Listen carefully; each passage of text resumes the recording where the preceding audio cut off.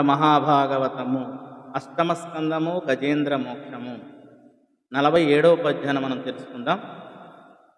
భవము దోషంబు రూపంబు కర్మంబు నాహయమును గుణములెవ్వనికి లేక జగములా కలిగించు సమయించు కొరకునై నిజమాయనెవ్వడిన్నియును దాల్చు ఆ పరేశునకున అనంత శక్తికి బ్రహ్మ సిద్ధరూపికి రూపహీనునకును చిత్రచారునికి సాక్షికి ఆత్మరుచికిని పరమాత్మనకు పరబ్రహ్మమునకు మాటలను నిరుకల మనములా చేరంగా కాని రుచికి సత్వగమ్యుడగుచు నిపుణుడైన వాని నిష్కర్మతకు మెచ్చు వానికే నేనొనర్తు వందనములు.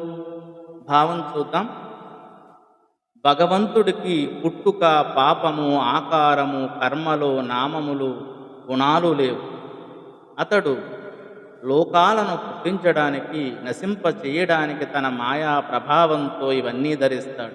అతడు పరమేశ్వరుడు. అంతులేని శక్తి కలవాడు. బ్రహ్మ నిండైన రూపం గలవాడు. ఏ రూపం లేనివాడు. చిత్రమైన ప్రవర్తన కలవాడు. సర్వసాక్షీభూతుడు. ఆత్మ ప్రకాశమైనవాడు. పరమాత్మ పరబ్రహ్మ మాటలకు ఊహలకు అందనివాడు.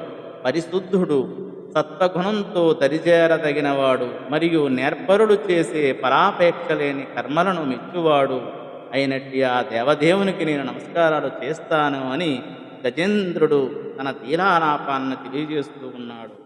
ధన్యవాదములు.